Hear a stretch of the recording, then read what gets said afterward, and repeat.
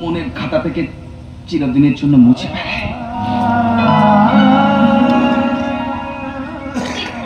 এসব কি বলছিস তুই? একদম ঠিক কথা বলছি রে। সত্যিকারের ভালোবাসা না মানুষের জীবনে একবারই আসে। আর বন্দনা হলো সে আমার একমাত্র ভালোবাসা।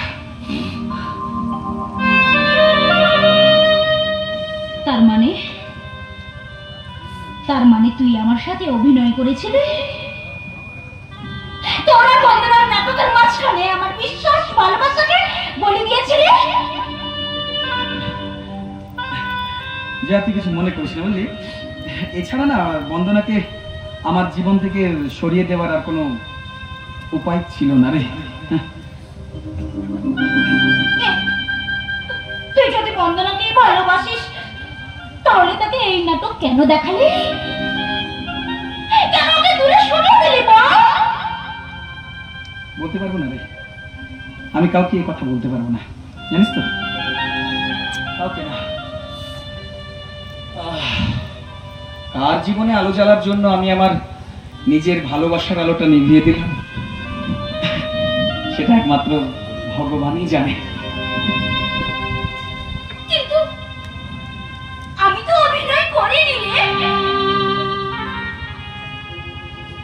আমি তোকে সত্যি ভালোবাসি। এখন আমি কেমন করে আমার ভালোবাসার প্রতিমাটা ভাঙবো তুই বলতে পারিস?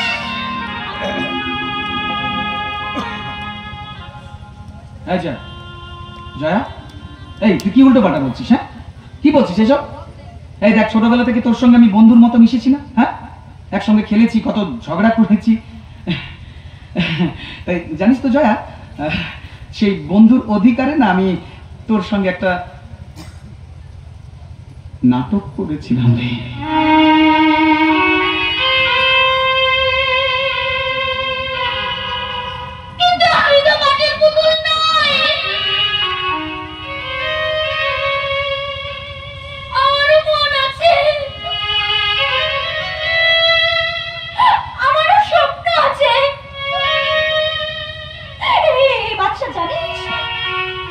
সেদিন যখন তুই আমার ভালোবাসায় সাড়া দিলে, আমার সারা জীবনের স্বপ্নটা সার্থক হয়ে ধরা দিল আমার এই হাতের মুঠোয়। বাদশা,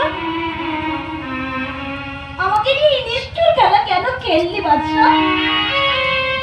কেন কেন কেন? জয়া,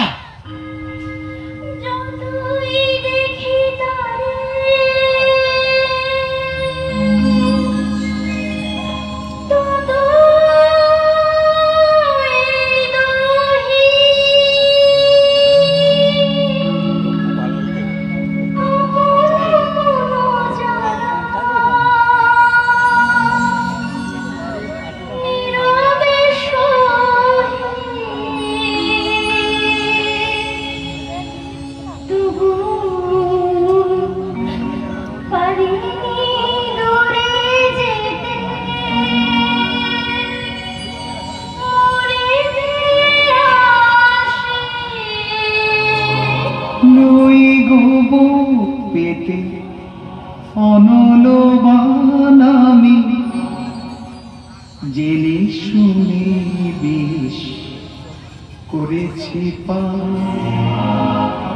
প্রাণের আশা ছেড়ে সপেছি প্রাণ জেনে শুনে বেশ করেছি।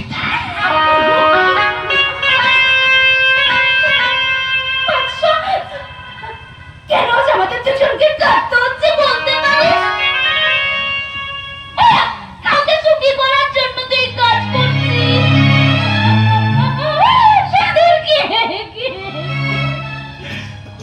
বলতে পারবো না রে জয়া, আমি কাউকে কথা বলতে পারবো না। তুই এভাবে জিজ্ঞেস করিস না তো, শুধু বন্ধু হয়ে তুই আমাকে ক্ষমা করে দিস। কেন ক্ষমা করে দেবে? একদিন একজনকে ভালোবাসি বলে কাছে টানবি, তারপর ভুল হয়ে গেছে বললেই বুঝি সেই দায় থেকে মুক্তি পেয়ে যাবি। বর্দা,